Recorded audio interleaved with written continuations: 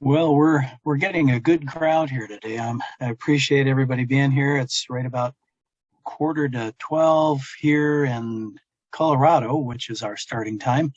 And why don't we get started just introducing each other, ourselves, and we've got a big crowd today and also a fairly full schedule. So let's just keep the introductions short if you can, and probably who you are, your background, how you're connected with WASH, and then we'll get into our program. And I can get started. I'm Chris Wyrick. I'm the co-chair along with Emily Davidson, who I don't see her quite yet. She should be coming. And I'm an engineer working in WASH sector along with community development in China primarily. And I'm also a member of the Niwot Rotary Club here in Colorado. And Chuck, you're just right next to me there. So would you introduce yourself? Yeah, Chuck Mulvaney with Seminole Lake Rotary here in Tampa Bay. Met Chris out at the Denver WASH Symposium and got involved trying to help him with a friend. Did he ever get a hold of you as far as China is concerned? He will. Not yet. But good. Deeply involved with hand wash, and Heidi got me involved looking at you guys. I'm just an old realtor that doesn't know squat about how you get water, or I love it and like to want the rest of the world to have it. So here I am trying to help bring people together. Excellent. Thanks, Chuck. And Jonathan, you're one of our presenters. Thank you for joining us. And we'll give you a chance to introduce yourself when your time comes. Will you be doing your own presentation? Yes. Okay, great. We'll catch up with you then. And then Russell, would you introduce yourself? Oh, you're muted there.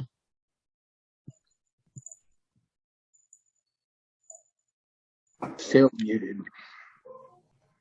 We can hear. Okay, There you go. There you go. Okay, I'm a winner of the Patents for Humanity Award for a drilling tool I invented, and I think I completed my 315th well in India and Africa today, and I'm here to learn what y'all have and what you've got going on. I want to be a member of Rotary, but I'm not yet. So that's me. Well, I have a feeling there are a few people that would invite you right in today. Well, I'm ready. So you're welcome. Yeah, thanks for being here. Eric, okay. Would you introduce yourself, please? Hi, Eric Leon. I'm a civil sanitation engineer. I just retired from the city of New York and doing wastewater construction management, and happily retired at that. And so I'm just happy to see you all, and I'm here to learn about new water treatment techniques, and good to see you all. All right, thanks, Eric. Sahid, please continue to introduce yourself. Yeah, my name is Sahid, and I finished my master's from IHE Delft in the Netherlands in water management. And I work as a consultant in refugee situations, urban planning, wash management, development, capacity development, and in several interdisciplinary sectors. And I work across board. I'm currently in the United States, thriving as an independent consultant for some other clubs, and as well as organization in Africa and the rest of the world. Excellent. Thank you, Sahid. Welcome. Alessandro, you're up. Oh, you're still muted there.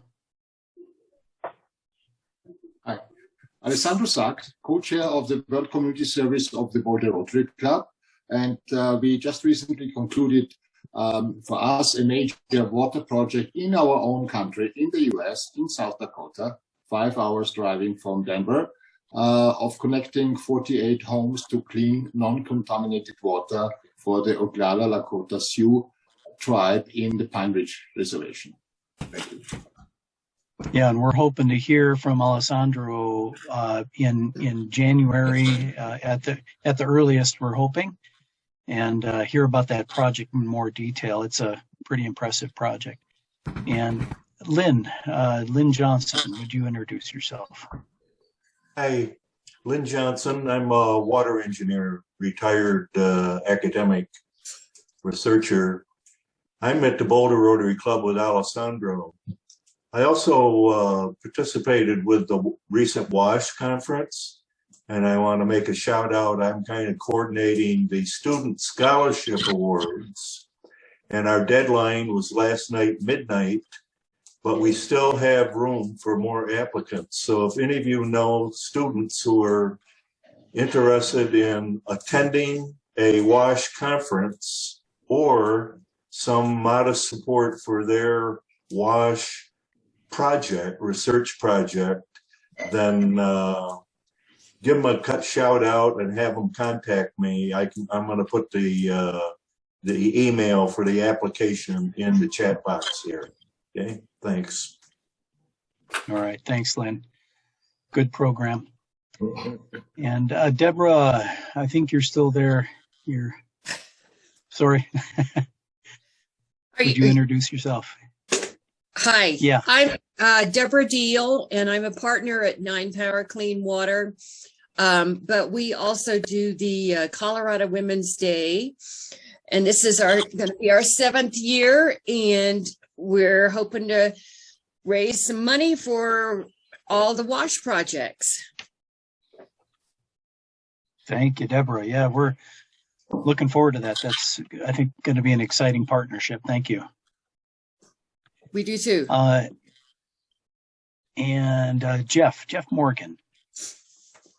Jeff Morgan, board member of Plumbers Without Borders and P2P Inc., volunteer for Plumbers Without Borders, Engineers Without Borders, and P2P Inc.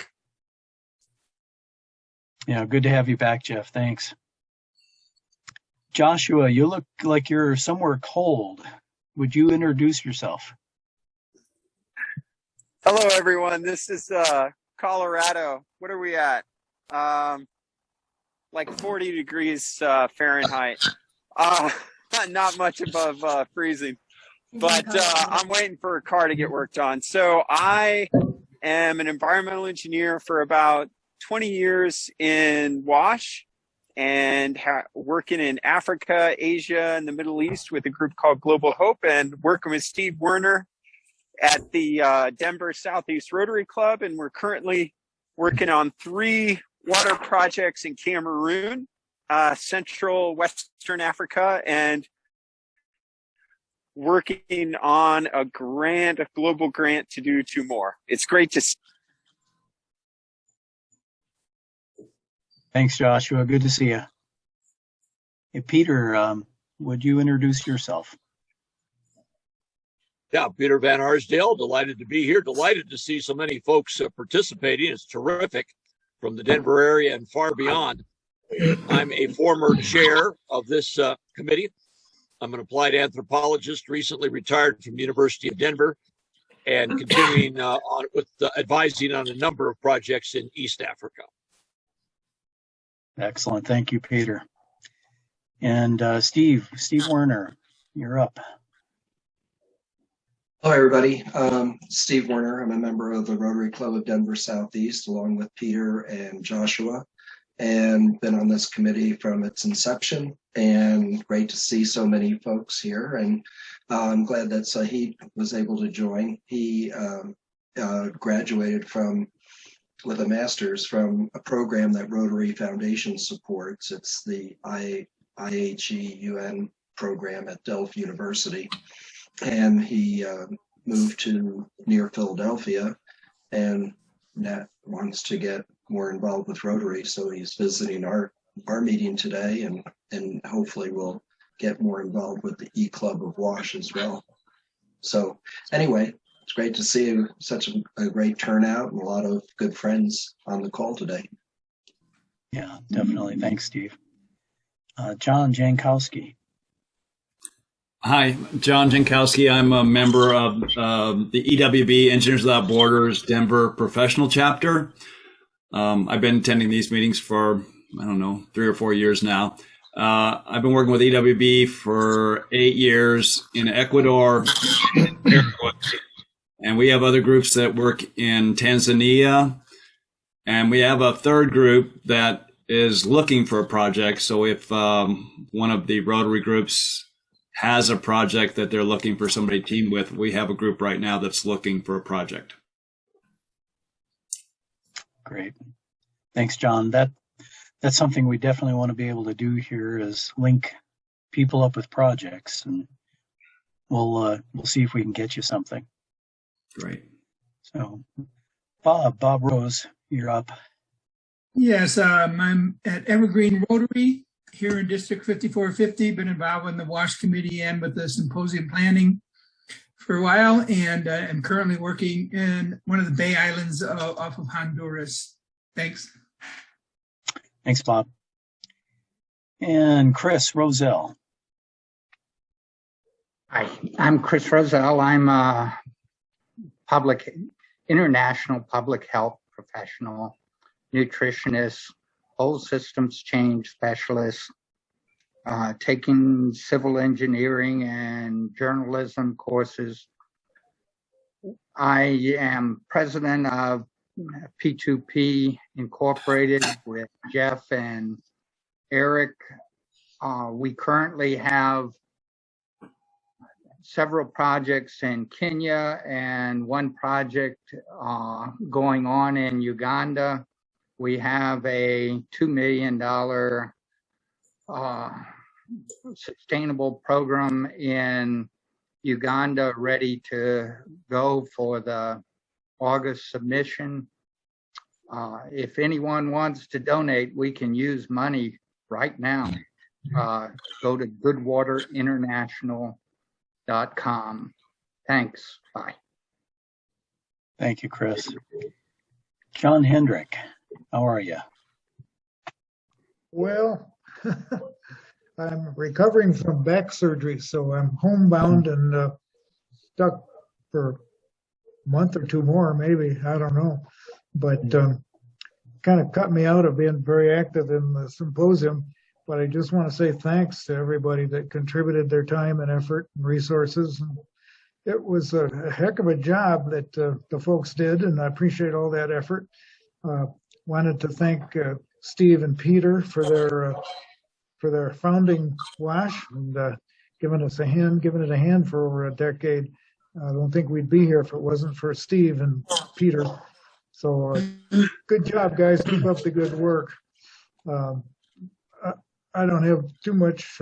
Well, I have a background in water and water resources, water rights, the things that are relevant here. And I've had about 40 years experience in gathering the water rights and water supplies for Highlands Ranch. So, you know, but I haven't done anything overseas. So John or others, if you have some areas where you look for some technical talent of some sort, I would like to participate on one of you folks' groups that's got a project and can use water resources, hydrology background somehow. So I look forward to that. But thank you all for contributing and all the work you've done and all the ongoing projects that are being successful thanks to your all efforts. So stick with WASH, and you know, as John wanted some help, you know, Chris, I'm wondering, should we have a want ad section? And we're looking for help, and we're looking for money, and we're looking for specialists, and we're looking for groups, and you know, there's just a lot of talent and skill and resources out there that you know, luckily WASH does a good job capturing, but I wonder if there is, and I know the district website used to have things on it like that. And Chris, I'm not sure if our website has the help wanted section or resources needed section, but that would probably be a good catalyst to accelerate the project success. So thanks, and look forward to getting back on my feet one of these years and being able to help WASH out a little bit more. So thanks for your time. I appreciate it. Yeah, it's good to see you home and mending, and hopefully that'll happen quickly.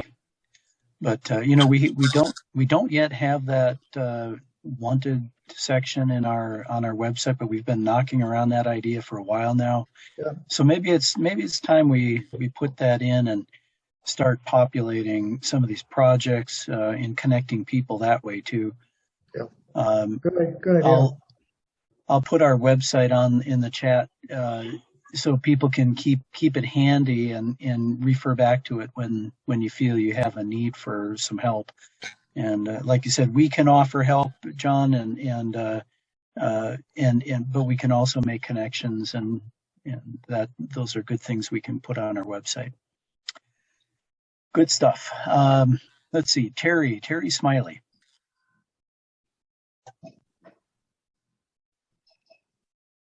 Hi, I'm coming to you from Montana, District 5390. I'm the International Service Chair here, which means I help clubs find projects and mount grants and things like that.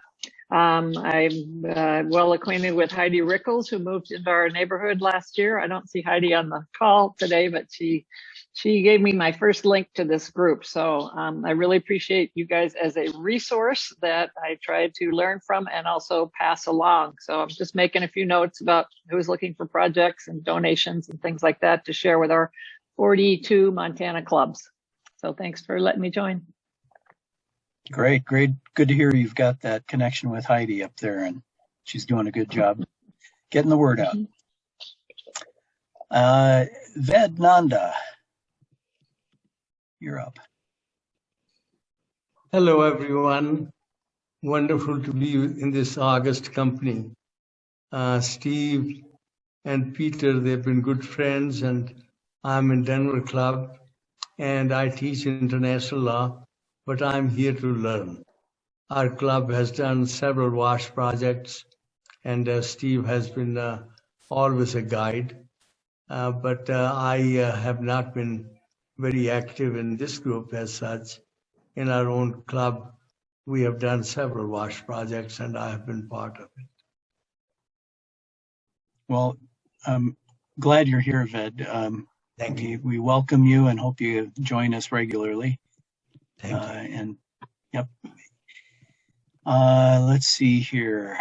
We've got Bill Stumbaugh.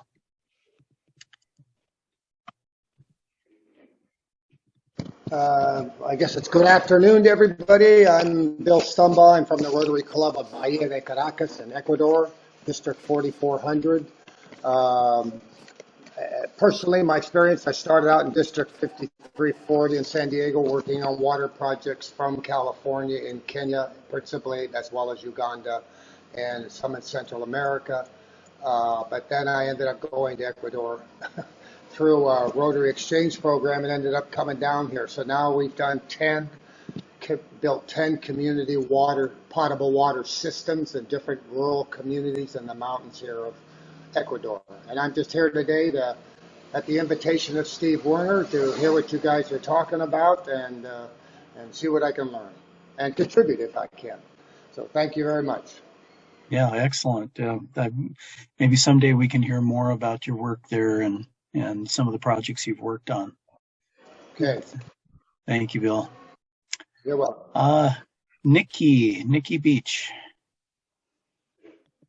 Hi, everybody. Calling in from Michigan, Ann Arbor, Michigan, and I'm part of the E-Club of WASH. Steve Werner got me connected to your club, which is great. Appreciate being able to tap in and listen. I work at NSF International, which is a global public health and safety company, and have for 23 years. The last 8 or so years, I've been seconded from NSF's World Health Organization Collaborating Center on a household water treatment technology scheme initiative. And I'm also the executive director for Vision for Clean Water. Thanks. All right. Thanks, Nikki. Welcome. And then I think Rob Meister, are you there?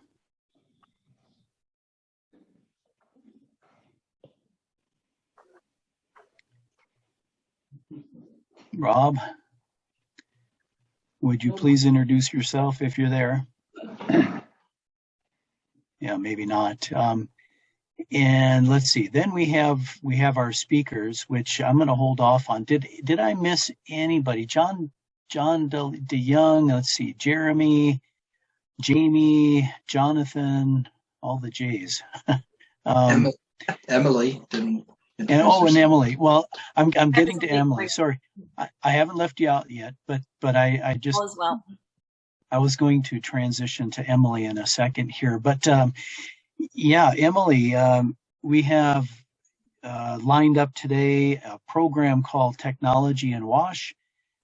We've been approached by a number of different manufacturers of wash-related technology, and Emily and I got to talking that maybe we should have a special day where we just highlight some of these manufacturers and their products. So that's what we're going to do today. So Emily, would you first introduce yourself and then maybe give a little introduction to what we're going to try to do today? Yeah, hi, I'm Emily Davidson. I'm in Fort Collins, Colorado. It snowed for the first time today, and I don't know how I feel about it. I am also involved with the D5450 Symposium Planning Committee. John, I'm really glad that you're doing better, and we were really sad to not have you there. John was one of our co-chairs for the entire event and put a lot of time and energy into the symposium, and it was great. And unfortunately, he was not able to be there due to said back surgery. But we're glad that you're doing well. And slight sidebar, in talking about all of our resources, it's so great to have you all here. I think this is our biggest meeting to date. So thank you for being patient for our lengthy introduction section, but it is really cool to meet all of you, some familiar faces, some new. Josh Knight, if you're still there, there's a cadre, help me, C-A-D-R-E, that word, from the Rotary Foundation that specifically helps with global grants. I can send that to you or anyone else who wants it. But we're also going to try to do meeting minutes.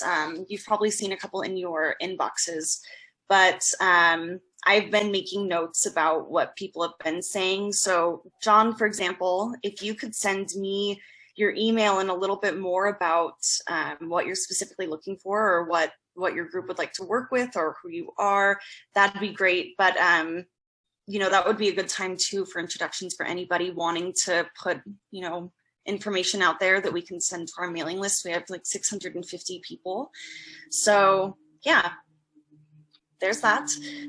But yeah, as Chris said, we are really excited to have Wash Technology here. We have 3 really great companies, really with different products. It's been a pleasure working with them. We've been probably talking with 2 of the companies for quite some time, for a couple months. Jeremy Henak, he was a very recent addition, so thank you very much. We had a last minute substitution.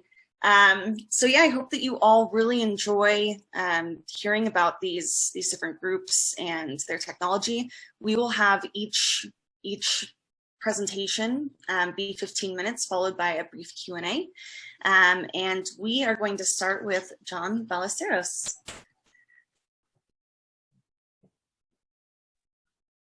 Thank you, Emily. Hi, everyone. Jonathan, founder and CEO of Geyser Systems. Thank you very much for having me. I'm going to go ahead and share my screen, and let's just get right into the fun. You guys see the presentation? Yes? All right, great. So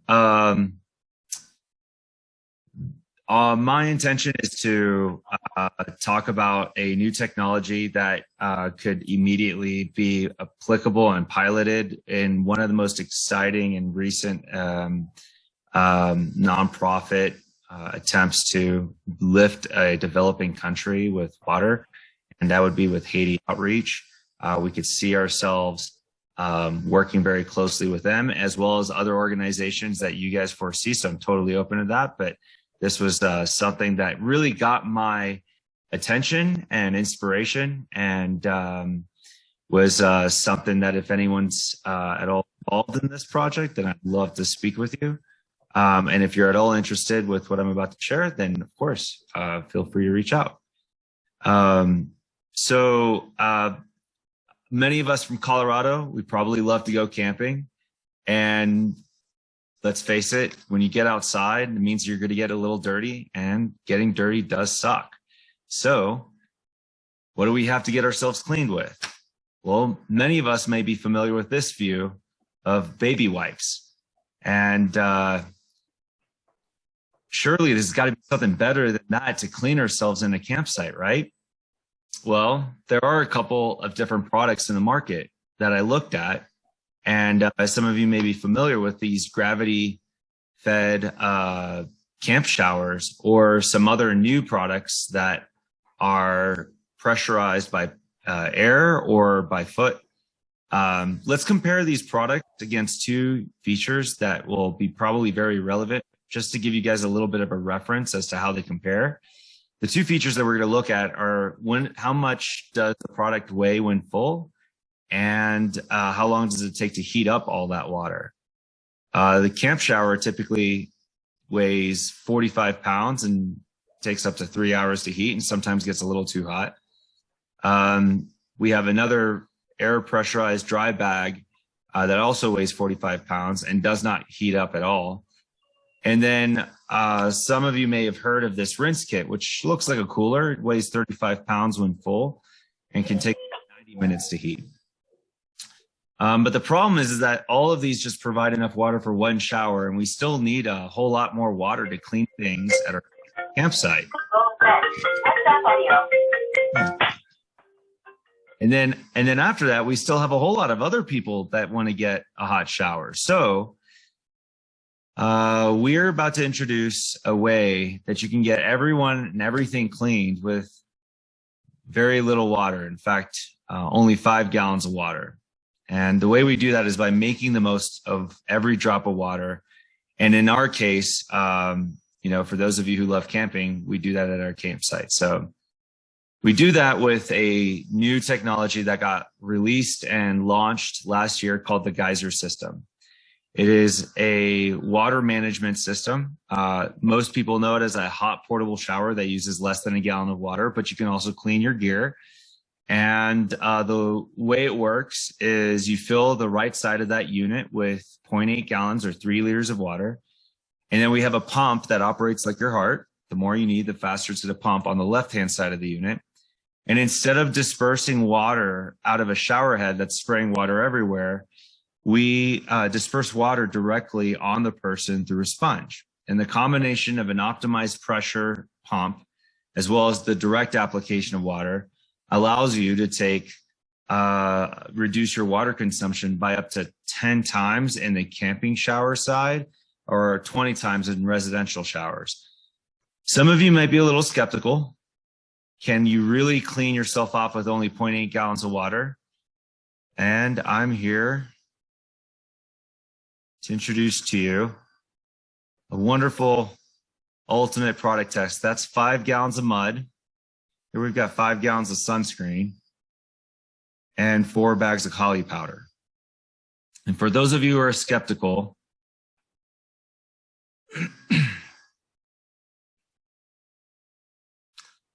got all of that cleaned off with only 3 liters of water.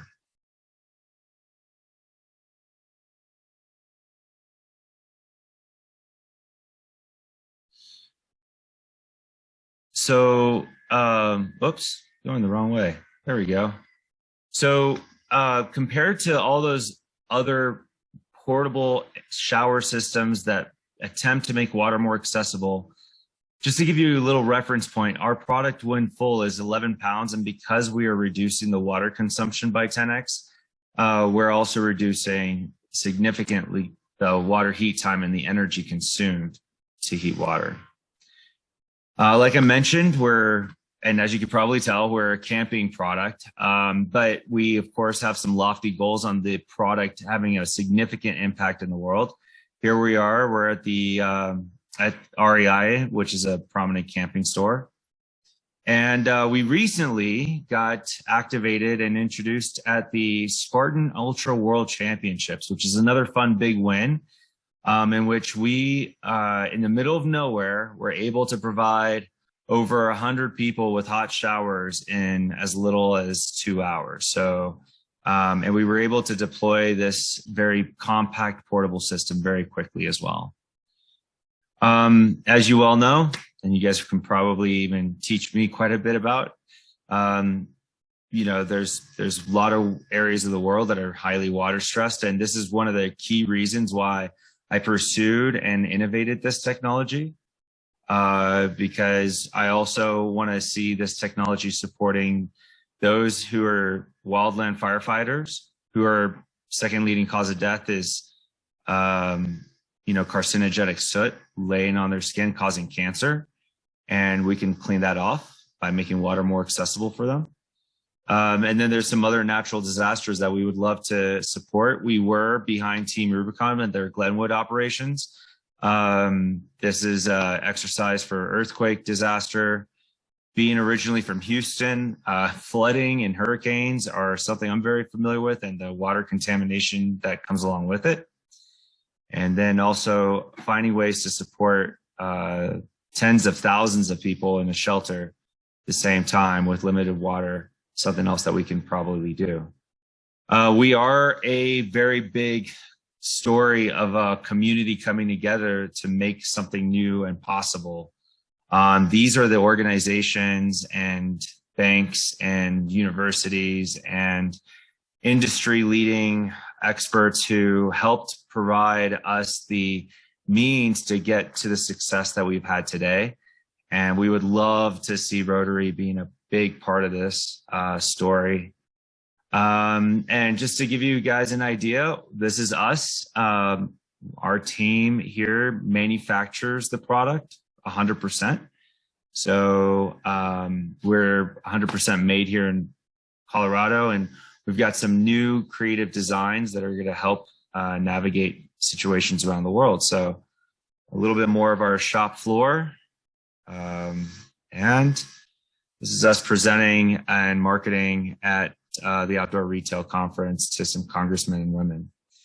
As far as for me, I come with a background in medical device. This is Dell Computers, a manufacturing plant that I got a chance to be an operations manager for. And then I designed advanced surgical instruments for 10 years. And here I am with Dr. English in San Francisco, defining the future generation of mechanical thrombectomy, essentially stent retrievers that remove clot out of people's brain when they're going through a stroke. So anyway, that's a brief introduction to our technology. I'd love to answer any questions. If anyone's got any, thank you very much. Good job, John. I just wanted to add to John's presentation that, as I said, he's been somebody that he briefly talked a couple months ago about this product. It was very brief, and we wanted him to come back and talk more about it. And one thing that was really great, or is really great about John and this company, is that he's really open to learning and listening, and clearly they have a very specific target, you know, it seems like it was originally made for camping, but it really does have a lot of potential outreach. And I think that we're the perfect group to, you know, lend our knowledge and skill set. So, John, I don't want to speak for you, but I can imagine that he would be really happy to talk with any of you about any ideas that you may have where this could be helpful in different WASH settings. Thank you, Emily. Yeah, that's exactly right. And, you know, from what I've learned so far, you know, we're probably going to be an ancillary component or project that may happen after a well has been established. But if we're trying to find new and novel ways to make water more accessible for people by reducing your water consumption significantly, we would be a pretty cool, fun addition to helping other people around the world. And also just hygiene. I mean, when you mechanically clean off with a sponge, it really does benefit those who are trying to just get themselves cleaned. In the meantime, I'd love to hear any questions. Emily, do we have time for questions? Yes. Okay, great. Quick question. Oh, yes, sure. Have you looked at disease transmission from different people using the same sponge, or do you have separate sponges for each user? Yeah, that's a really good question. Yeah, on the end of the hose, you can easily replace the sponge, and we offer them in 3 different colors so that you can easily distinguish, okay, mine is yellow, yours is green, the pink one is for the dishes. And they're very easy to interchange. So you can have one of those units at a public shower stall, I guess you can call it, or a public shower station, and then all the people in the community use that one unit while each one of them have been assigned their own sponge. Just to make sure, though, we did follow up with some physicians, and physicians did share that that would not be a concern in terms of disease transmission. So viral shedding is not something that would be transmissible through a sponge. Peter, I saw you had your hand up. Yes, sir. Thanks, Jonathan. Fascinating presentation and terrific equipment. Thank Can you. I go to REI? And if I go to REI, how much will I pay to buy one? Yeah, you can go to REI. They're available at all stores. We offer 2 models. One with a heating element that allows you to heat the water through a 12-volt socket in your car. Another one without the heating model that is without the heating element, excuse me, that's slightly cheaper. That's the one I recommend because I just like to add 2 liters of cold water and 1 liter of boiling water from my camp stove. And now, boom, you got a hot shower ready in as little as 5 minutes. The one without the heating element is $265. The one with the heating element is $325. And we are coming out with a new technology that will be the miniaturized version. That would be easier to ship, as well as carry in your own backpack. And that we project launching next year. Thank you. Thank you, Peter. Are there any other questions? Jonathan, this is Steve Warner. Have you heard of Shelterbox, which was started by Rotary, and it's now its own organization that gets a lot of support from Rotary? Yeah, I have heard about Shelterbox, but I have yet to meet anybody who is part of that organization. So I'd love an introduction to see if we may be a component of that. If you send me your email in the chat box, I'll do an email introducing you to a couple of people in the Denver area that are active with it. Absolutely. Thank you. Yes, John, I saw you had your hand up there for a moment. Did you have a question? Yeah, I was just asking, does your system filter the water to make sure it's clean? What if there's bacteria that people are showering with, and they, some people like to drink their shower water. But like, is there anything in there that's filtering the system if they're just getting water from the river or from a lake or anything like that while they're camping? Yeah, that's a good question. So myself and the design engineers behind this project had a pretty healthy argument about the opportunity to filter water, and we decided that we were not going to step into that. It was just a matter of keeping the system as simple as possible. Filtration is something that I don't want to claim any great knowledge, so I decided to leave that to the filtering experts such as yourself. So, but yeah, that's maybe something we could talk about. Well, I'm thinking that if you ever want to go into filtering the water so it's pure, there's simple ways of doing it. I'd love to just have coffee with you and just talk through that. If you guys ever decide, hey, maybe there is an option for that, Yep, we're actually we're definitely interested in that, and that would be a good time for that. Cool, awesome. Yeah. Yes, I will connect you guys. You actually have each other's emails, so. Yes, Chris. Jonathan, in our communities, we provide water, sanitation, hygiene, malaria prevention, and income improvement for a total of $24 a person. So $265 showering system is out of the range. However, if this were adapted to a tube with a foot pump that you could drop the tube into a jerry can that they use for transporting water, then I think it'd be a useful technology for us. I mean, I know for the U.S., who cares about $265? But in our countries, $265 is often annual income, and so people care about it. Yeah, I'm really glad you brought that up because I recently went to Mexico City to understand the situation that's being faced by 3 million people out of the 23 million that are living in without water. You know, they have to have water trucks come up to them and deliver water. And I mean, the price is a matter of great importance to them. And we actually introduced during that trip last month a prototype that would definitely be affordable. Now, I don't know, Chris, if electricity would be the second thing after price, but prototype that we're introducing to the world, and we are actually in discussion with the World Trade Center to launch it next year at the World Trade Center. But that next gen product would come at a price point that would be very, very affordable for people with very low income. Yeah, in developing countries. So it's keeping people in developing countries in mind. Good to hear. The other is when you're on the equator at relatively low altitude, I wouldn't heat the water. Maybe Americans would. Yeah. Great. Are there any other questions?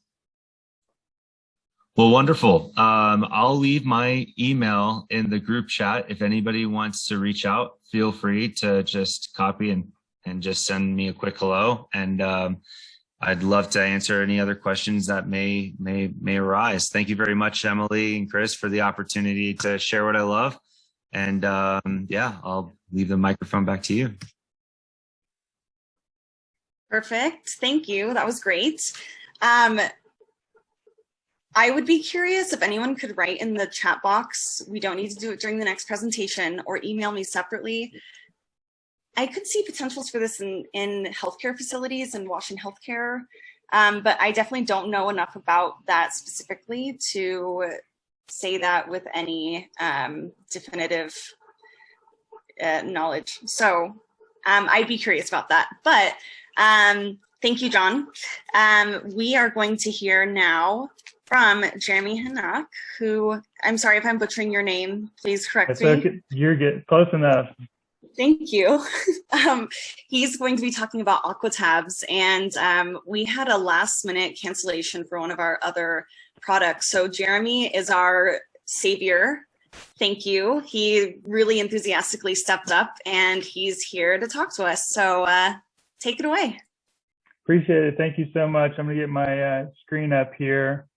One of the things on the last discussion there, by the way, Jonathan, that was very interesting stuff. I really enjoyed that in the conversations. I think John had a question surrounding the disinfection or treatment of the water that's going into it. I'll share some information that I think we can all collaborate on, and then kind of show you what we do with Aquatabs.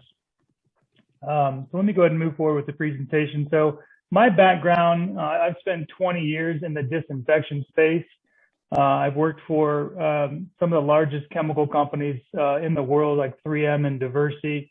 So a lot of my experience is within hospital disinfection and disinfection in general. I am new to the wash space, so I appreciate there's some familiar faces on here. Stephen and I have met, so I appreciate all the introductions to this group and look forward to collaborating with as many people as I can as we move forward here. I'm based in Castle Rock, Colorado.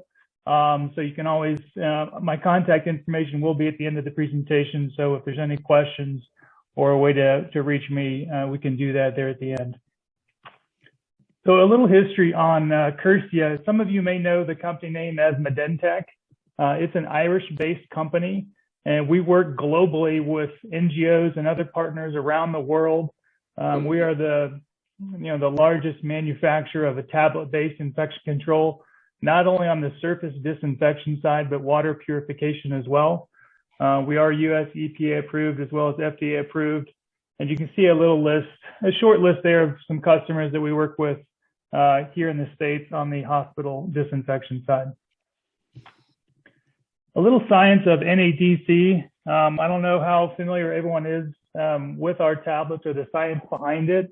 NADC really is sodium dichloroisocyanurate. That's a lot to say, so we'll just refer to it as NADCC. And it just dissolves in water, and when it does that, it produces monosodium cyanurate, which is a disinfection. So when you look at this tablet size compared to my finger, that tablet will dissolve in water in about a minute or two, and just that little tablet there will treat 1 liter of water. So when we're talking about, a hot shower and potentially disinfecting that, you can drop a couple of tablets in that container, and we make larger tablets as well for cisterns and everything else. You can drop that in and it disinfects and treats the water, just like many of the commercial and municipalities here in the US. So when you look at a cell wall, when you're trying to penetrate and kill bacteria and things like that, the HOCl easily penetrates the cell wall of bacteria. It looks like a water molecule, so it's able to penetrate, whereas OCl or any kind of a bleach-based type products are halted at the cell wall because it's a foreign invader. When you look at the residual, so we've got a ratio of free and combined available chlorine that always stays stable at 50-50. So as bacteria or anything else that's either on a surface or contaminated in water, the part of the chlorine will attack that. And then there's the residual effect, so it maintains that 50-50 balance at all times. And really what we have is a residual effect of up to 24 hours on surfaces that will continually kill and maintain and treat those surfaces. So one of the products that is relatively new for us is we're just calling it Aquatabs Year in a Box. And what this does is combine not only our surface technologies, but also with our water disinfection and hand cleaning products. It gives a small rural hospital, 5 to 20 beds, the ability to do all those things and treat instruments, endoscopes for up to a year for about $1 to $2 per bed per day.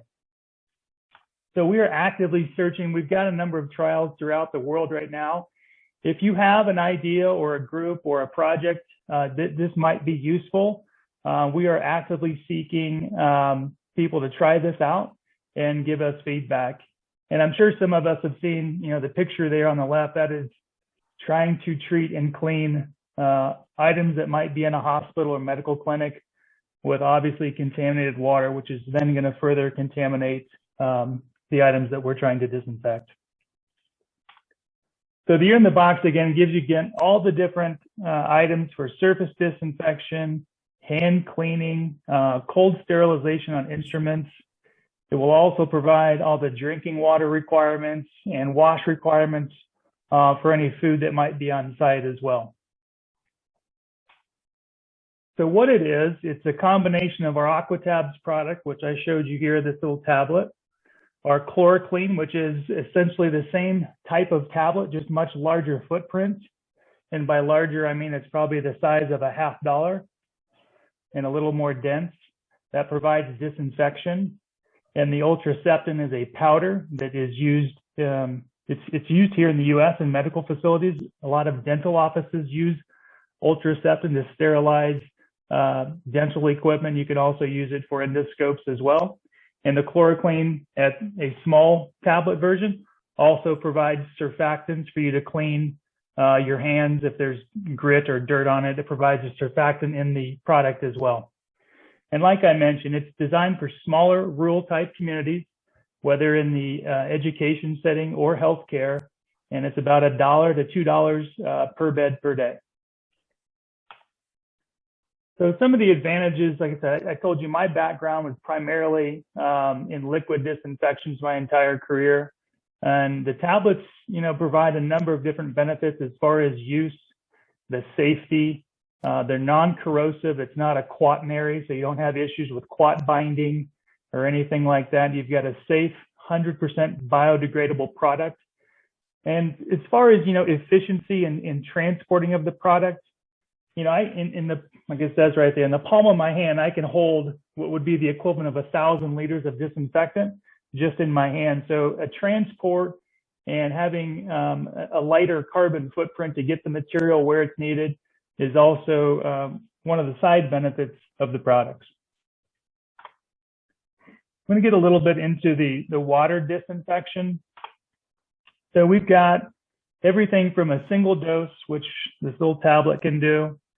We've got a gravity-fed product. So if you've got communities or areas where you're storing rainwater or anything like that, you can disinfect through a gravity-fed system that we have. Or if you've got the ability to have pressurized water, our inline units are used not only here in the US, but globally as well. So it's a little picture of the Aquatabs flow on the left-hand side. That's going to be a gravity-fed system. And you can see on the bottom there the different dosing concentrations we can provide based on what the needs are and what the volume of water we can disinfect with just one of those cartridges. The inline unit is, again, for pressurized systems, and it does a lot more volume of water through the pipes. And I'll show you a little picture of that there on the right. So it's a very easy, simple installation. You just do a bypass valve. The water flows through the system and then puts it out the other side. And you've now got treated, safe, disinfected, whether it's drinking water or you're using it in a healthcare facility. And that's me. So I'm open to any questions if you have any. I think there's a lot of people on the line. I think, like I said, I think that shower thing is really cool that Jonathan shared a minute ago. And if we're looking to treat that water, these are very, very, very inexpensive little tablets. I can send you some. We can meet up or whatever you guys want to do. But open to questions at this time. And Emily, thanks for having me on.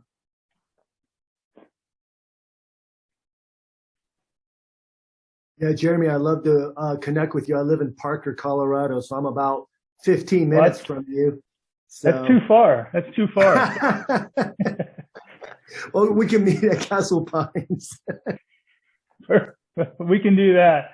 Yeah, John, just give me a shout, and yeah, well, we can get connected. I've got a bunch of samples over here, so we can help you out there. That'd be great. We've been talking about Aquatabs for a while, and I'm glad to meet you.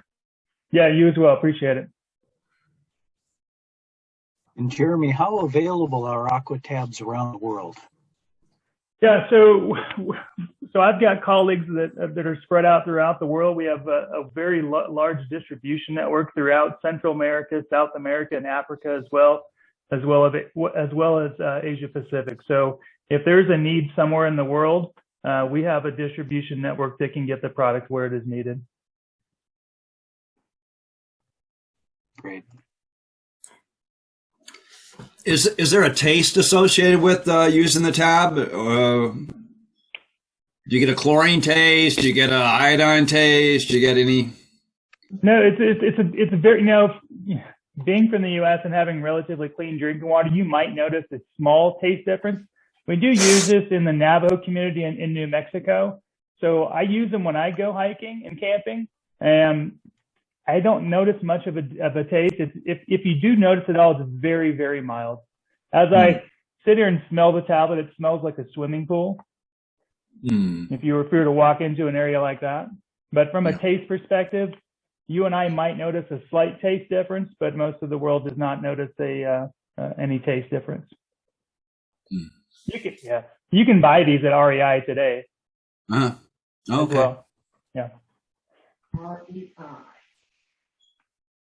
And Jeremy, I've seen other tablet forms of treatment, and you mentioned the advantage it has, the Aquatab has over bleach.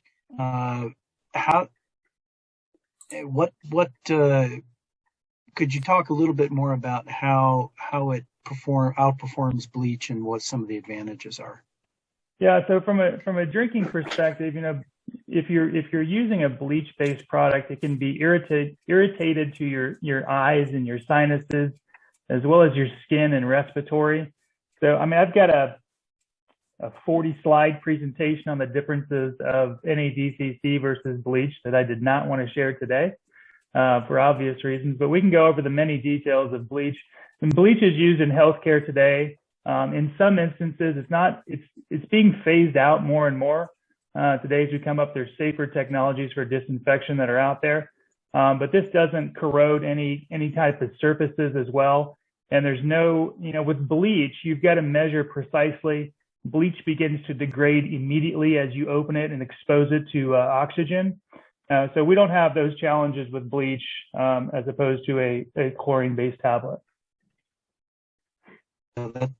That's helpful. I've been looking at. Go ahead. Go ahead. The shelf life on these are 5 years.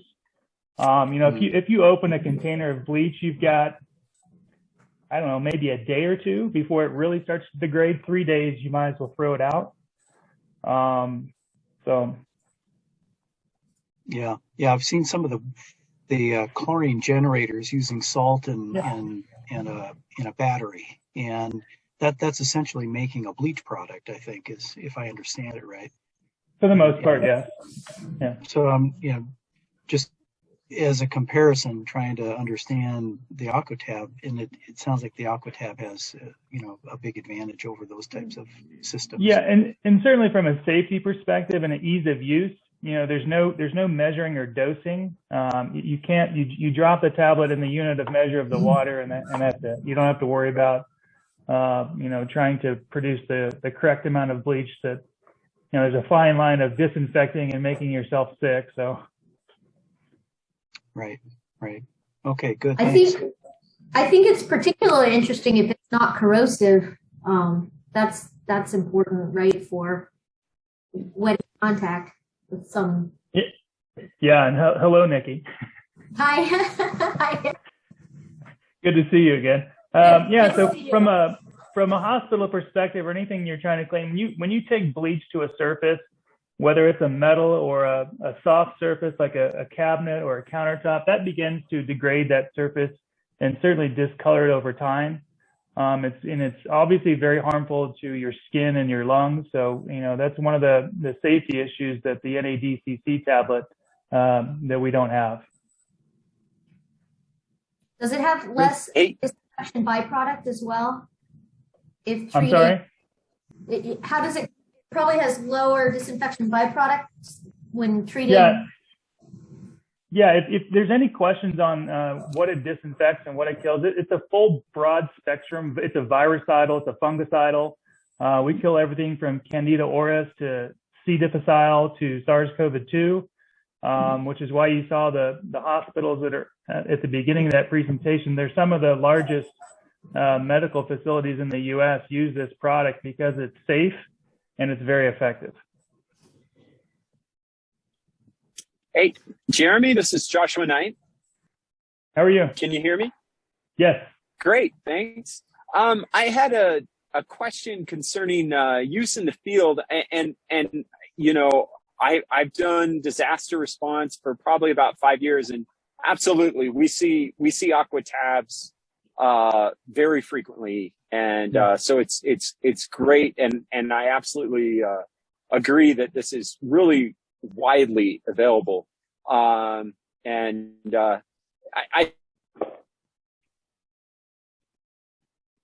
think I might differ with you a little bit.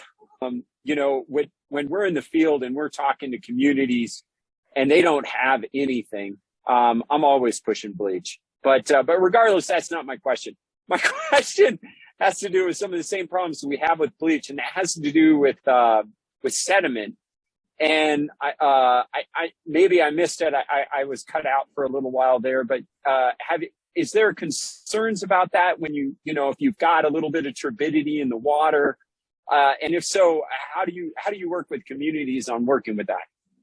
Yeah, no, that's a good question, and it wasn't in this presentation, but anytime you have and we've got a different presentation in literature materials, that anytime you've got turbidity in the water, then all you need to do is take a cloth or a shirt or anything like that and filter the water prior to it going into the container that you're going to disinfect. And that's really with any tablet-based product or any water filtration in general. You want to make sure that, if the water's got some sediment in it, you want to just filter that through a shirt or a cloth a very fine cloth before it goes into the container that you're going to treat.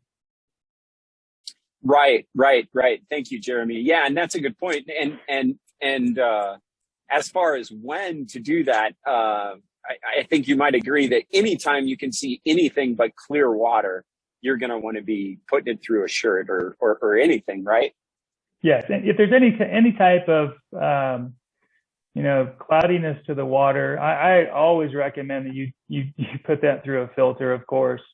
If you hike here in Colorado, if you pull up something out of a stream, it's pretty clear. So typically don't have to run that through a filter, but just drop a tablet in the container and you're good to go. Awesome. Thank you, Jeremy. Yeah, thank you. Jeremy, my focus is developing country situations, and I can buy a silver permeated and locally manufacture a silver permeated pot filter for $12 that will filter for a family of 5 for 2 years and provide 99.7% bacteria removed, not virus removed, water to the family. Why would I look at Aquatab instead? That's a good question. It kind of depends on the volume of water that, depending on the region, what the household is using. Just for example, just this little 1 quart tablet, again, that's not going to do anything for a family. It's a couple of pennies. So when you look at if they've got a source of water coming into the household, again, it kind of depends on, in the U.S., I think the average is roughly 30 to 40,000 gallons a month per household. I don't think you're probably seeing that kind of volume of water. So whether it's the Aquatabs Flow or the Aquatabs Inline, if it's a pressurized, the Aquatabs Inline is roughly about $120 for the entire unit. That will do roughly, I think it was 300 or 450,000 liters of water. And then all you have to do is replace that cartridge. It just screws on and off. Here's the cartridge itself. It's not large, size of my hand.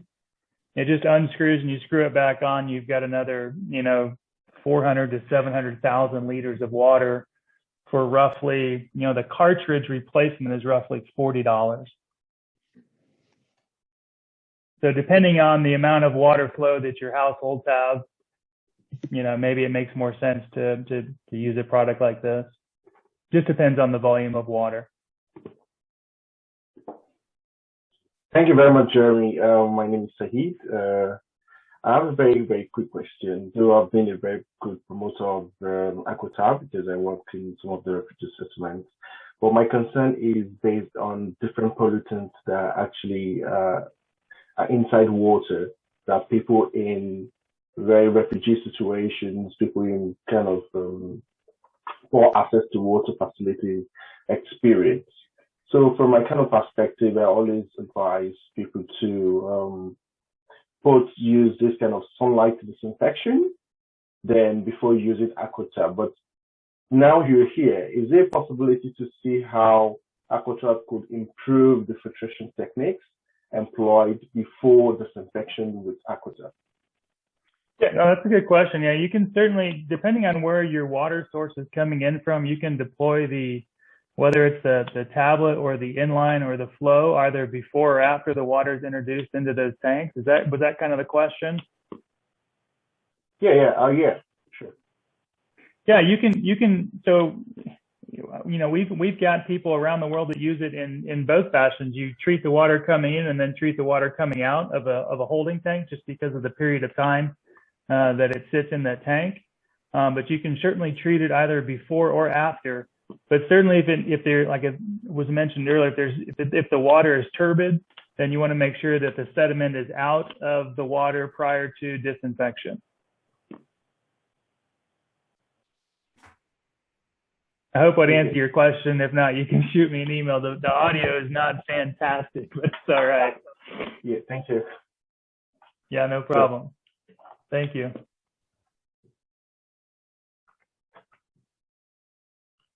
Well, if anyone has any other questions for me later on, there's my contact information. Again, I appreciate the opportunity to speak to such a great group, and really looking forward to joining these conversations as we move forward, just to listen and learn and help out where we can. Appreciate it. Thank you. Thanks, Jeremy. And you're not wrong. We are a really great group. Thank you. Also, just so everyone knows, Nikki sent a reference from the WHO that is probably interesting.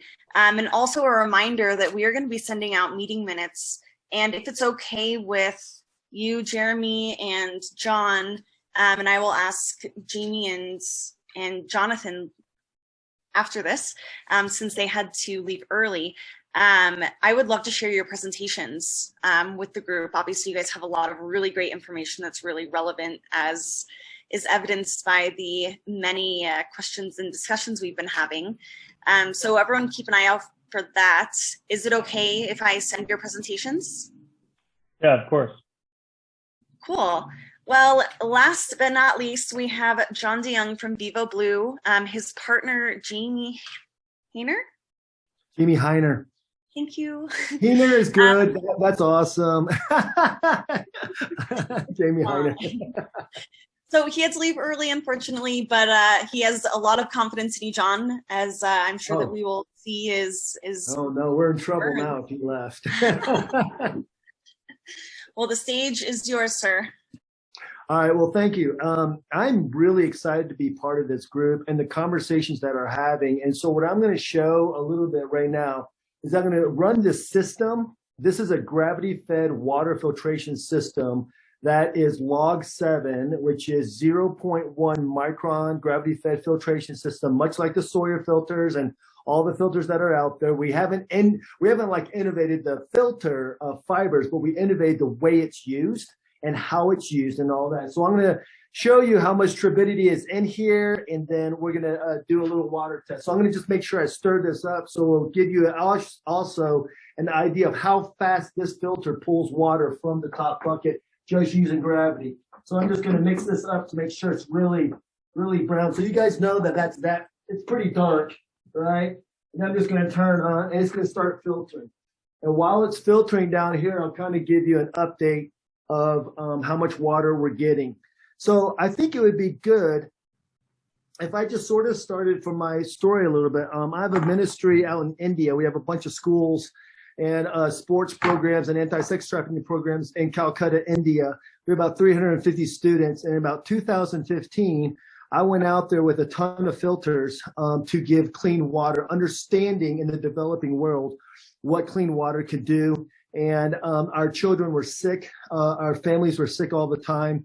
Some of them had passed away. It could have been a mix between water and some other diseases. But I knew that water was, it is a right to life. It is a right to so many things. And it's a human right to have just clean water. And I took it for granted here in Denver, Colorado. I live actually in Parker. And so going to India and bringing just suitcases full of water filtration systems that I bought at REI, they all worked wonderfully. They were just amazing. Initially at first, within the first week, our children were already feeling better and we're getting healthier. So were our fathers and our mothers. And I was excited about that. So I'm seeing such rapid change in our families. But the thing that I discovered months later, about 3 to 5 months later, is that the filters stopped working.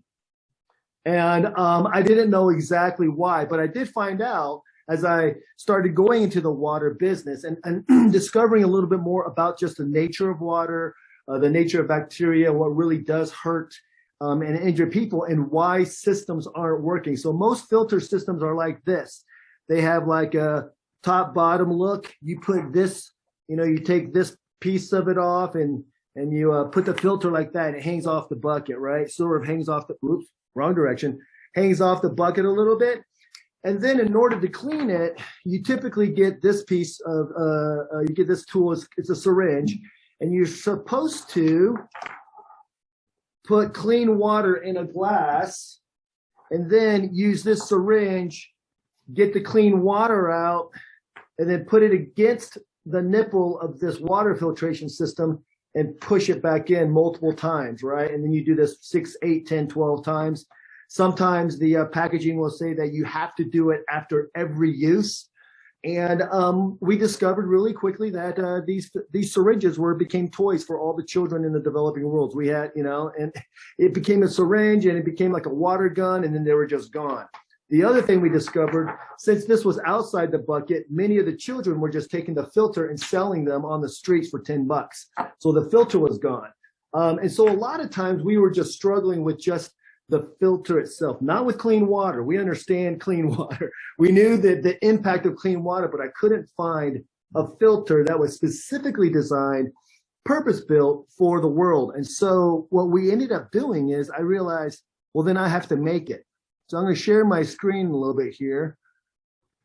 And so I had to make it. So that's how Vivo Blue sort of started. We are a new company, so I'm not going to try to, sell you something that is like, oh, we're 20 years old. No, we're fairly new. I've been developing this filter for about 2.5 years, and we now have about 8,000 of these filters out in about 11 countries right now. In fact, we just moved 3,000 of those last week to many countries. And so we're moving them across the country, across the world, and we're loving it. What we're also discovering is that this filter, I think it was Joshua who's in disaster relief. We went down the Ida hurricane with Convoy of Hope, and we discovered this filter was better than the bottled water that they were getting. It takes out everything.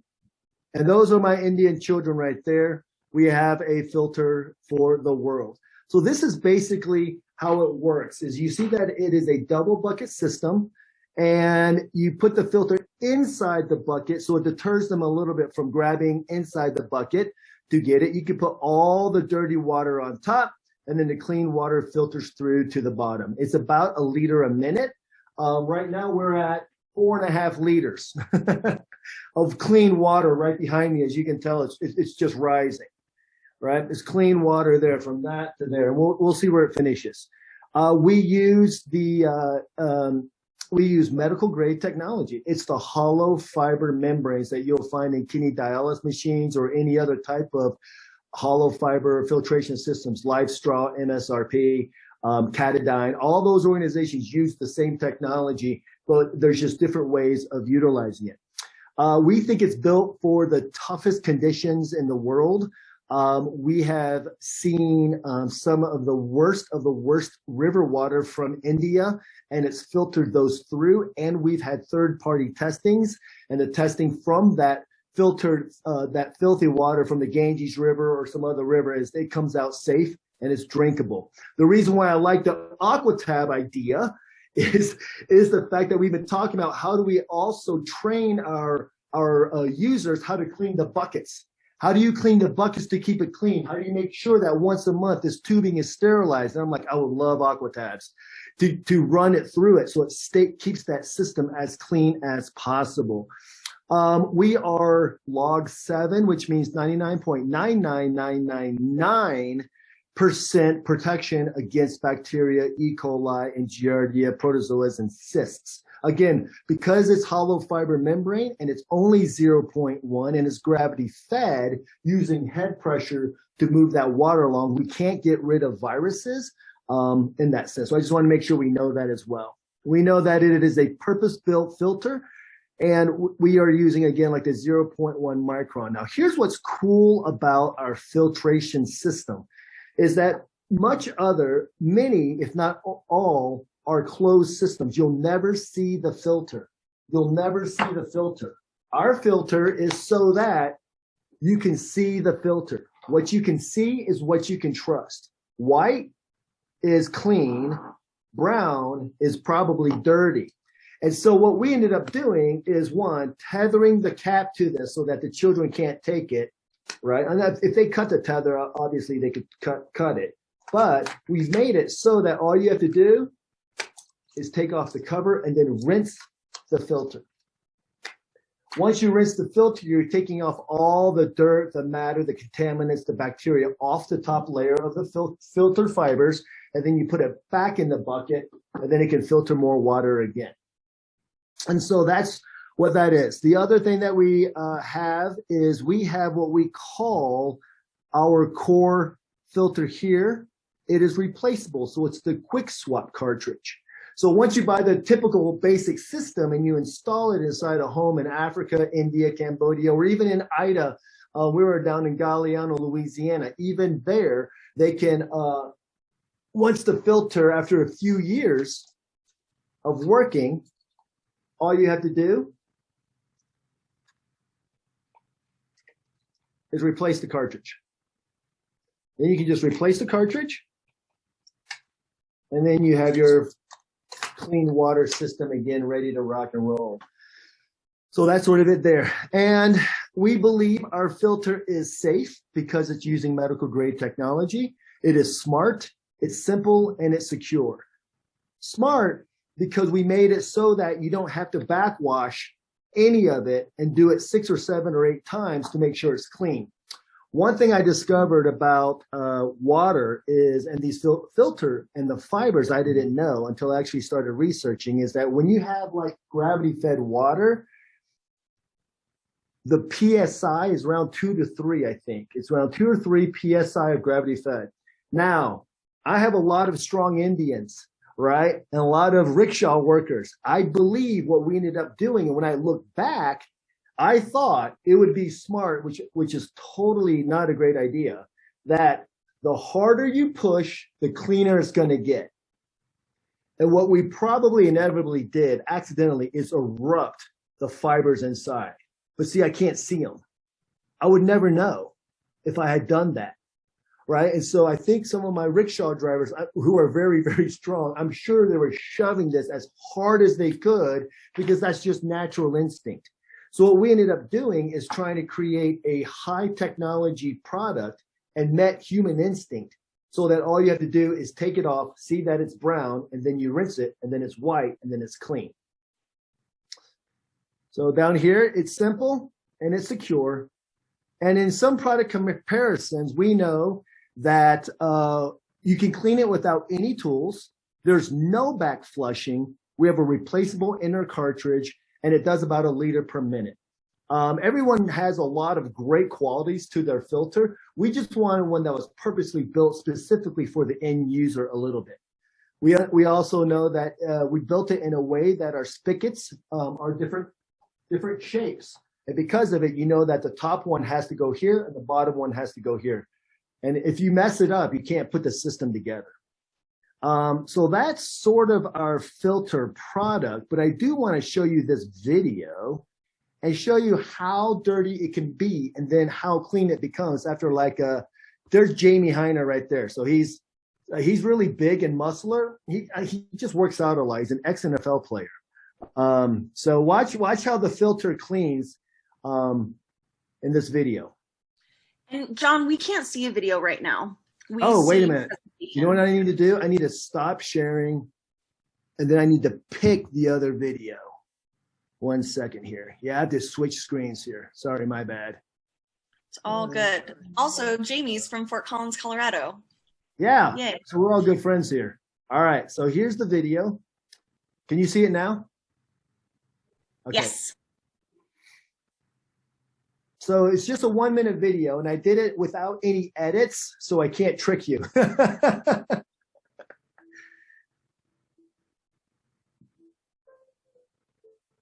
So we put about 120 gallons of water through it with that dirt. So you see how black it is. And then Jamie just rinses it. Again, all the contaminants coming off the surface of the fiber.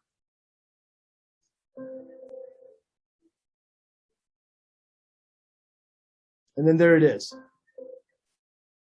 Nice and clean. And this is the important part. He puts it back in, and then he gives a big thumbs up. That's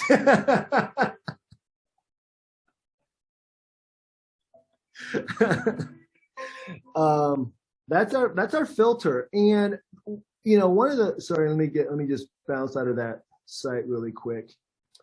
And one of the things we discovered, we realized that, Convoy of Hope, Operation Blessing, organizations like Food for the Poor, we're trying to work with the Galliano local government there to prepare people for not only the world disaster reliefs that are coming through the disaster relief, but we also are reaching out and working with ministries all over the world, and all in a lot of them, most of them are based out of the U.S. And they're purchasing these filters and giving them to their communities and households. And we have had our first generation filters out there for just over 20 to 30 months, depending on which country. We started in India, so they've been there for 30 months. We're replacing them right now with our new developed product filter. And so we're seeing great results across Haiti. We have 1,400 filters in Haiti right now after the earthquake. Convoy of Hope, Operation Blessing, and Hope Rising Haiti took our filters directly to Haiti and just started deploying those as quickly as possible. We have them in Peru. We have them in the Philippines on an island of Coron. The whole village now is looking to get filters from the nonprofit that we're working with. We have them in India, obviously, Kenya, and Rwanda. We just got a report from Kenya 2 days ago when they tested them and worked them in a village, and they want more. So it's never enough. I mean, we got water everywhere, but it's not drinkable water. And so just to be able to give each family, each ministry, each school, each church, anyone who needs this filter system, that's sort of where we're at. So just so you know, we just passed the 10-liter mark, and I think in 15 minutes or 12 minutes or something like that. So that's where we're at. And the reason why I have this light back here is it's a daylight light. My whole room is lit yellow, and I just want to make sure you went from dirty to white. So you can see that in there. So the water is really clear. It is really, really clear right there. And so it's good to go. And so that's our filter. We have them manufactured in China now. We would love to manufacture out of India. And we have a couple thousand left in our warehouse here, right in the DTC area. And we would love to work with Rotary Club to figure out how we can get more clean water across the world to the organizations and people you care about and what you're doing. I know you guys have a mission for Haiti. Love Haiti, so we would love to be a part of that as well. And anyone who wants, to come check us out here in DTC, we can come to our offices and look at the filters and, all that. So that was my presentation. I feel good. Any questions?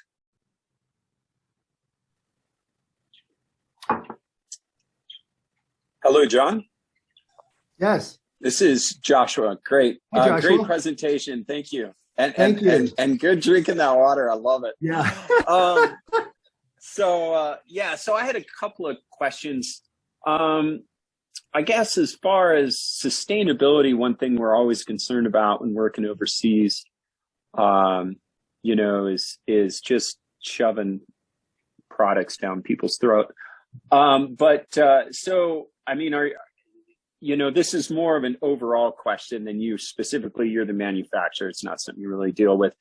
But just I really struggle with people just, purchasing equipment and giving it away to people around the globe. I really like to see some kind of buy-in from the community. So that's just really something to consider, and maybe you can speak to that a little bit. But again, that's not really your role. That's the people who are purchasing them from you. But more that would be your role would be, looking at sourcing. So I know that Sawyer, Aquatabs, dude, they're everywhere. Yeah. You can buy it in Haiti, you can buy it in China, you can buy it anywhere. Whereas, with a product like yours, I'd really be reluctant to try to bring a filter like yours there because I want the people to be able to replace it. I shouldn't be the one replacing it. It should be the people who live there. So I guess that's my first concern. And the other one is technical. It just doesn't make sense to me that you can clean your filter by rinsing it. So maybe I missed that when you went there the first time, but it just doesn't make sense to me. So if you could just cover that a little bit. Like, I've used Sawyer, and I hate to say it, I love Sawyer. And I'll shove that water through there with a syringe.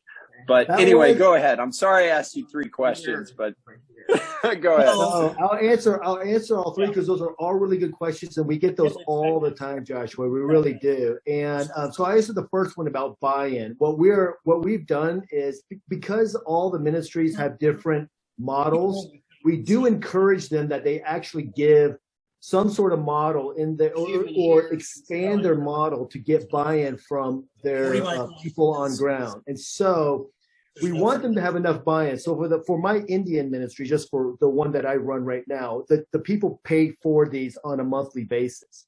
And they pay enough so that they can purchase their own replacement cartridge. We may seed the first one, but then from there on, they should be able to purchase their own replacement cartridges. So the families are paying anywhere between 50 to 100 rupees a month. So that's anywhere between 75 cents to about $1.50 a month, depending on their financial situation that month. Sometimes they can pay 100 rupees, sometimes they can pay 50, depending on just where they are that month.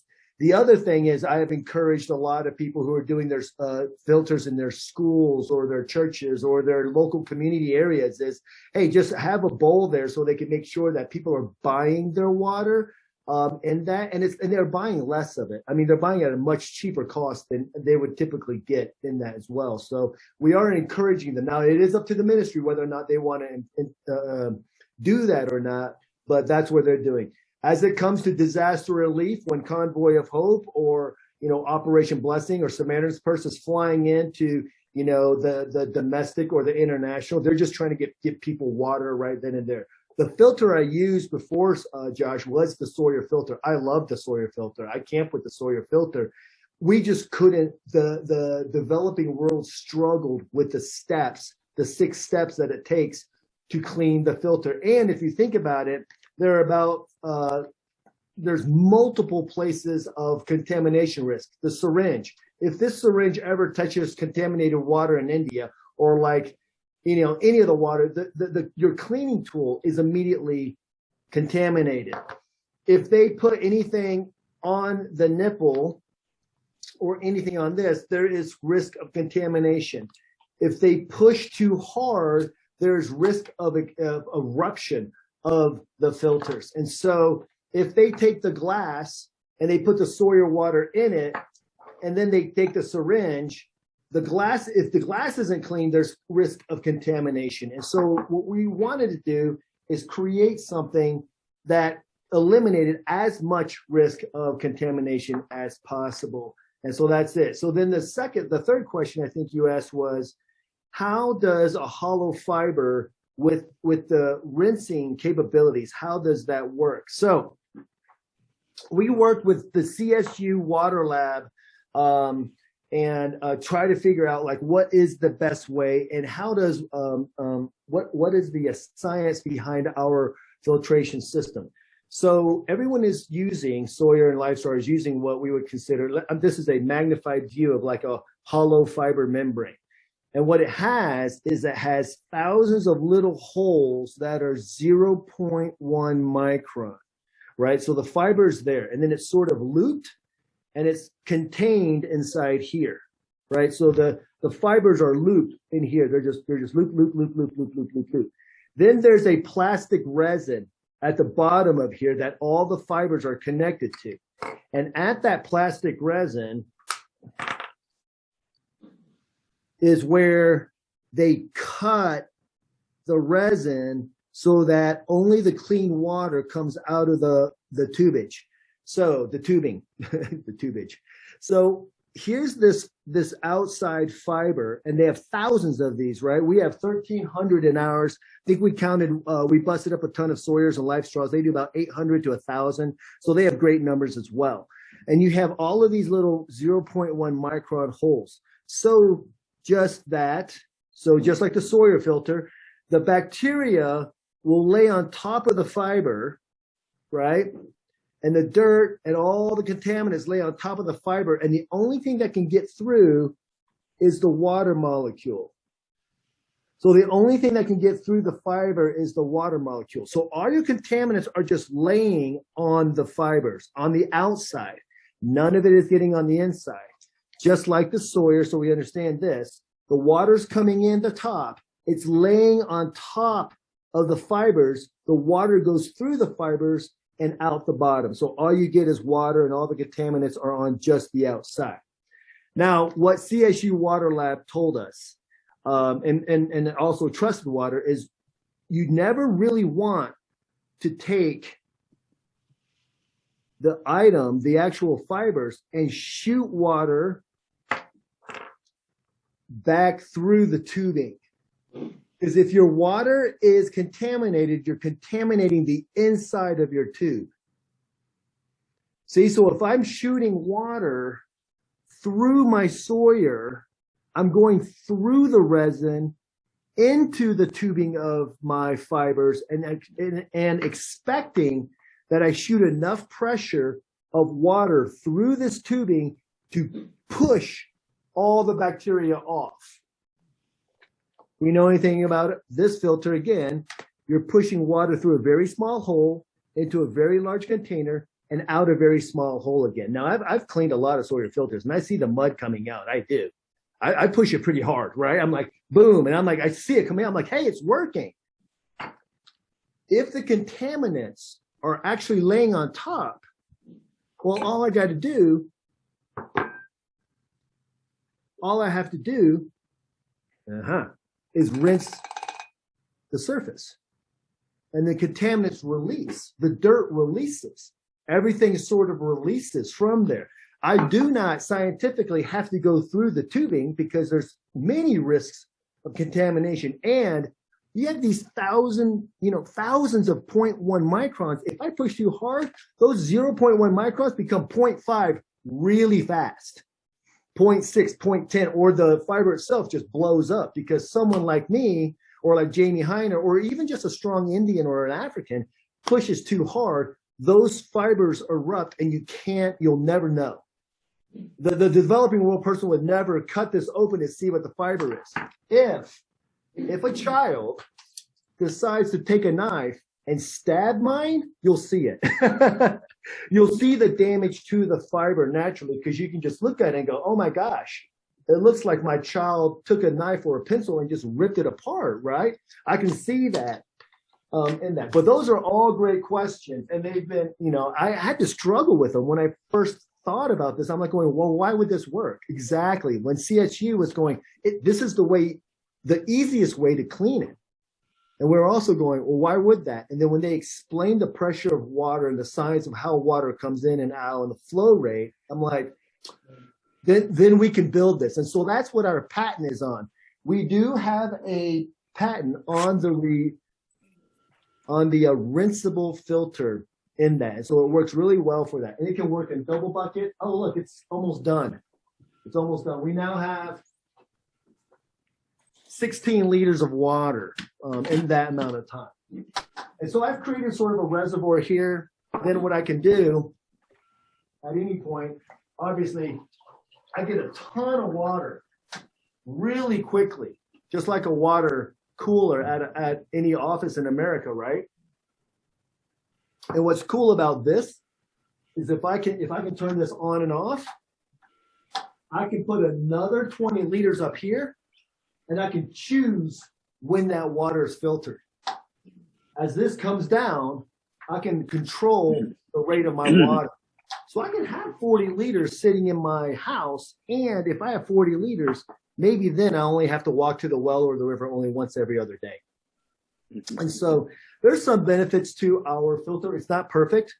It's not perfect. It doesn't take away all the viruses or some other, it won't take away salt, because salt just dissolves with water and goes straight through in that. And sometimes we don't have any carbon in there or charcoal in there, because one of the things we discovered is if you change the flavor of the local water, it can create a little bit of pushback of like, wait a minute, did that really work as well? And so we just wanted to keep it as natural as possible. And again, like we did it in Ida, we gave out hundreds of filters in Ida, and they said, and we were there, I think week 4 after the hurricane had pushed through.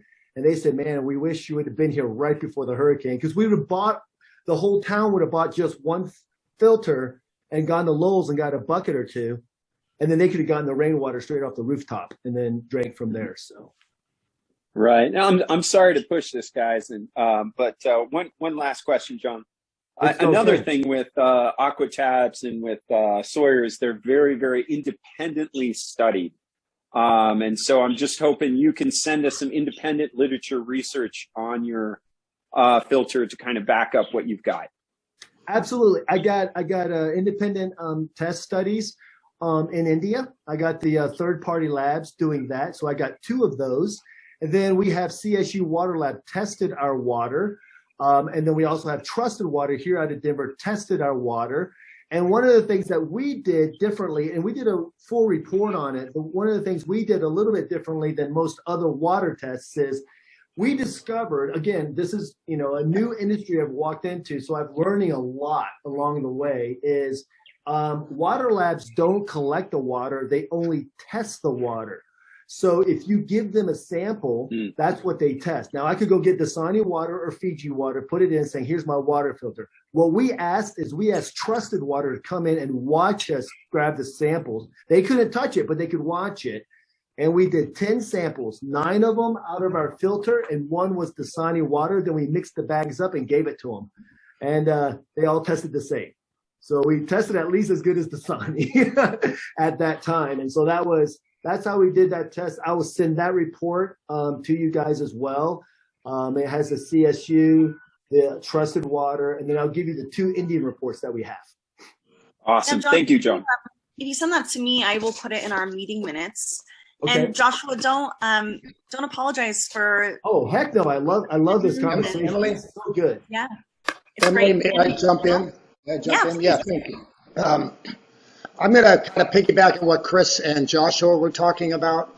I'm a Rotary Foundation cadre. I've gone out and evaluated probably 20 projects now in other countries, not all of them water. I'm not an engineer, but I've ended up working in water a lot.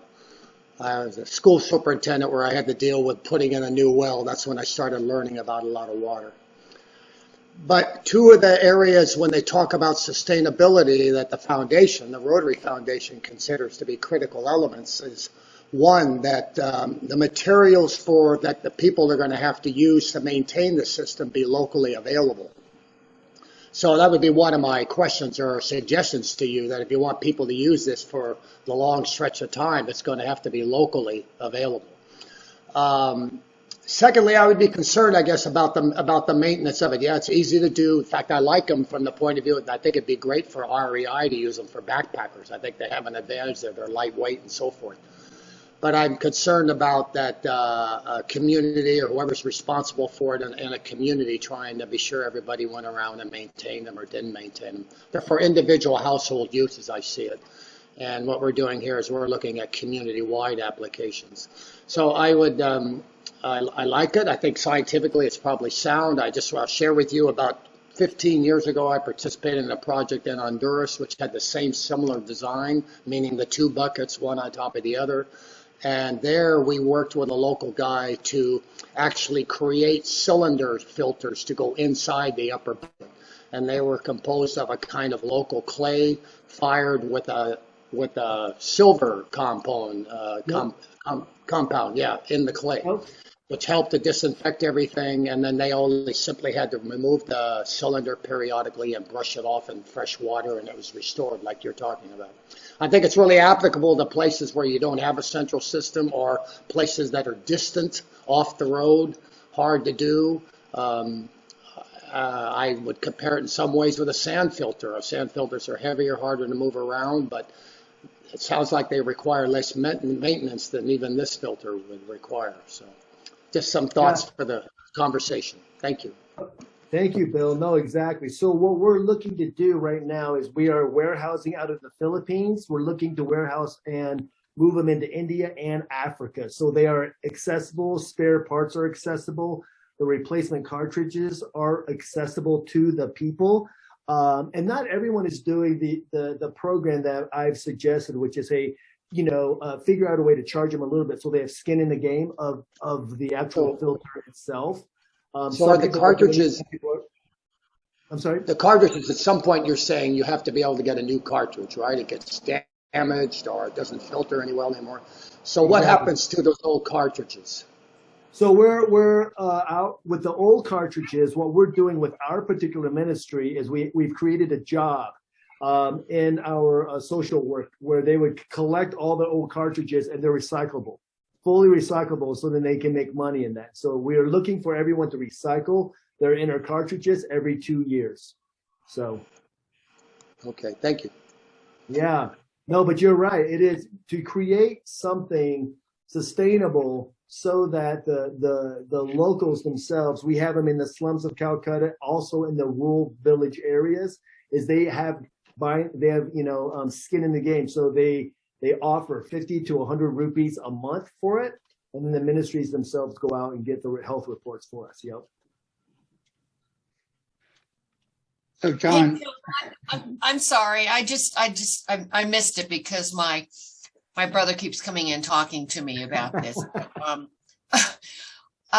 What is the cost to do one setup? Just, Yeah. So flat out cost. Yeah, we do not provide the buckets unless you want us to. We just think it's a little bit easier for the local market for someone to get a filter. They can just go to the local market and get 2 buckets. In that. So we don't want to ship air. We'd rather just ship the filter, right? The filter just comes in this little bitty package right here is all the 3 pieces that's needed. Instructions on the back. It starts at $40 and depending on quantities goes down from there. So you're talking clean water for $20 a year. And then when you replace the cartridge is going to come in around $20 to $23. And so that's a great way to save some money along the way. Once you get the filtration system inside the home and it's settled, after a couple of years, they'd be able to afford a $22 replacement cartridge. So the other questions are life expectancy and whether there's any possibility for national manufacture rather than Indian or Chinese manufacture. It's good to build local industry. Yeah, we are actually having a conversation this Friday with a gentleman who was specifically in disaster relief in America. And he's looking at our filter to see if there's a way to manufacture it specifically for disaster relief in these areas right here in America, because it's to get the product straight to them as soon as possible. When it comes to the hollow fiber membrane, China just does a really good job. Sawyer gets it from China. Livestraw gets it from the factories in China. In that, and we would love to figure out ways to do it better and smarter and more locally. We just know that the cost is also it's a lot more expensive in America. But yeah, we would love to be able to do it at least in India, so we're away from the China situation over there. And we're looking to do that hopefully in the next year or two, is manufacture these in India with partners that we actually know and trust. Yes.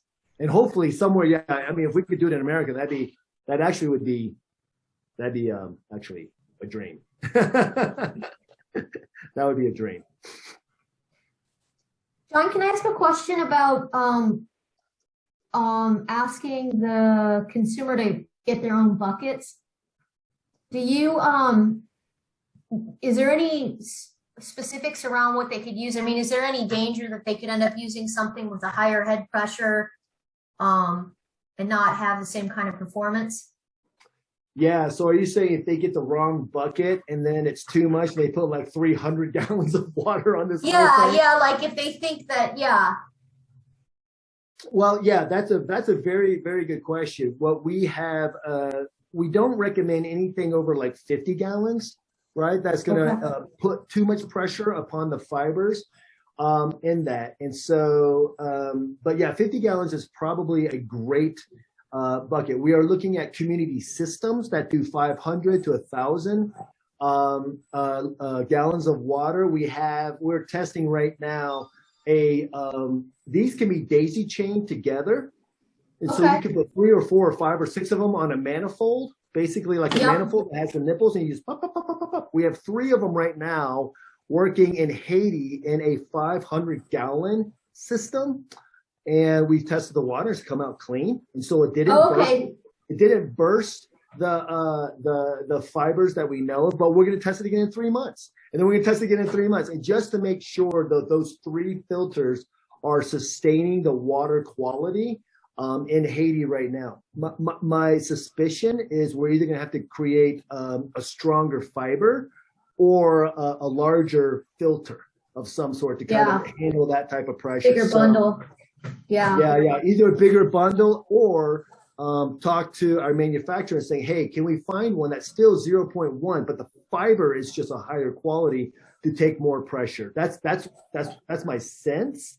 Right now, because we are just a 1.5-year-old company, we want to sort of be good at just serving the nonprofits that need this system right now in their community, and we want to get really good at that. And we're so it's been fun. It's been a good ride.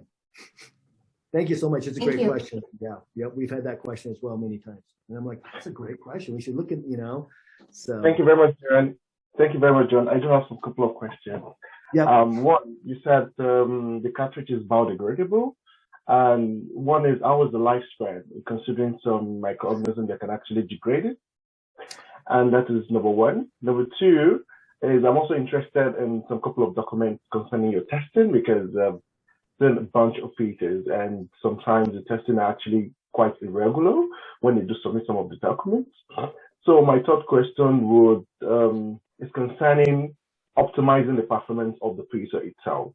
So what have you done to optimize it in terms of now looking at some of the gaps in terms of the solutes that is unable to remove in terms of the viruses as well?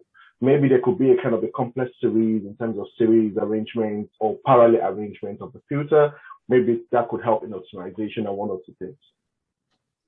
Yeah, so what we know about the quality of the filter is the hollow fibers are the highest that we have found at this level of 0.1 micron. And so, and the only reason why we say 2 years is because we know that the filters that we've had out there have lasted 2 years. We are seeing degradation in the fibers in some areas where there's a lot of metals and some other really brackish, sort of like water. And so we think that it's safe to say 2 years. We won't claim 10 years or 1 million gallons or any of that. We want to make claims that we can't succeed at. And so we do say that it's 2 years based on 38 liters a day per family, about 38 to 40 liters right in that area. And so that's where we know that. And then to know that the water is high quality, we do recommend that you get that water tested through a third-party person, maybe once a year or something like that to make sure it's clean. But our waters have tested clean coming out of the buckets in the slums of India and in the rural areas of India as well. So I hope that answered your question. I feel like I might have missed a part of it or something. Yeah, it's okay. It's okay. You can go. Did I miss something? Did I miss something? I feel like I. No, it's okay. You can go to the third question. I'm fine. Okay. Well, John, thank you very much. Excellent presentation, excellent product. Thanks, Emily, for putting this all together and gathering all these experts. I hope it was helpful to all of you. And John, if you don't mind, along with the other presenters, we'd like to share your information with our group. We'll be putting that out in a next newsletter for how to access those presentations and the information. I think we're just past our quitting time here, but so thanks for sticking with us. And Emily, do you have anything you want to add? Thank you. Yeah, I do. John, you just answered a lot of questions. And I realized as you were talking, you said in response to one of these last questions that you guys are, only 1.5 years old. And I want to thank our members for really, bringing up challenges from their own experiences and talking to you about it, and do so graciously, discussing it. And, this is why we're here, and hopefully it's enlightened you a little bit. And obviously we've learned a lot from you as well. So thank you for that. And as Chris said, to Jeremy and John, please send me your materials, and we can also get the recording. Chris, if you can send it to me in the newsletter. So keep an eye out for that, and please don't hesitate. Again, I'm speaking for our speakers, but I'm sure that they would love to continue this conversation outside of here if you would like to. So get their contact information from the newsletter as well. And thank you so much for being here. We love you guys. Wash.